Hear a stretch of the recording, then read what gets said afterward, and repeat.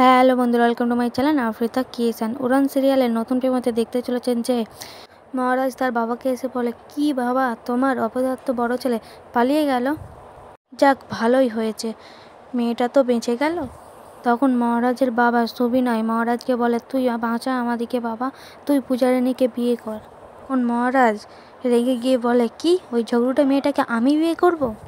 অসম্ভব ব্যাপার। ঠিক তখন পূজারিণী বলে, আমি ওই গুণাটাকে বিয়ে করতে পারবো না মা। পূজা ডার্লিং, আমি থাকতে অন্য কাউ তুমি বউ? হুম, একদমই নয় বলে পূজারিণীর হাত ধরে টেনে নিয়ে যাওয়ার চেষ্টা করে। এখন মহারাজ এক চড় মেরে তাকে মাটিতে ফেলে দেয়।